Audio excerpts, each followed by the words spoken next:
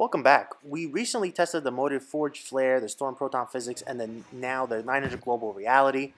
These are all strong pieces, two of them being ASIMs while the Forged Flare is a symmetric. Ultimately, they all seem to serve the same potential part of the bag based on what we've seen on the lane, so we thought it made sense to run some cross-brand comparisons.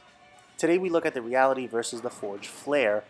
The Reality is finished at 2000 grit Abralon, while the Forged Flare is 2000 LSS, which means just laser scanned. I don't have a laser scanner, but both look pretty dull. What I can say is that the Forged Flare felt like it had even more grit based on how quickly it read the lane, from that sort of very direct line. The Reality got a bit more length before launching its own sideways offensive. The Reality went Brooklyn, while the Flare didn't even touch the headpin flying right. But in the quote zone, so to speak, where they should be played, they become a bit more comparable. Both balls are happy, deeper than the third arrow to about the fourth arrow for me. House shots, of course, bring balls to the same area, and balls this strong are expected to be, in approximately the same zone, with approximately the same cover stock finish. They need to find the same amount of oil. When you watch the balls, they are a little different. I mean, the Forged Flare, I would say, feels a touch more laboring, if I could use that term.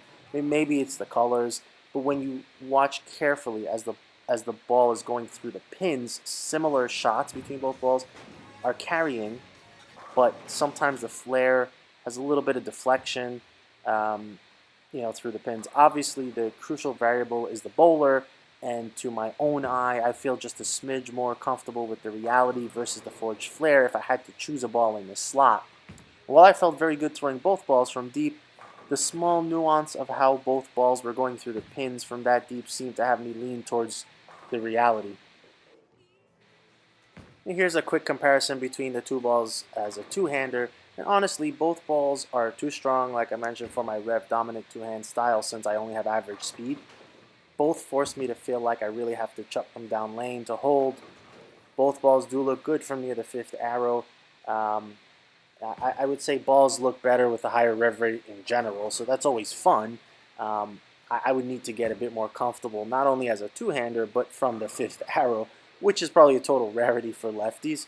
So again, there wasn't really an appreciable difference to me as a two-hander with these two balls.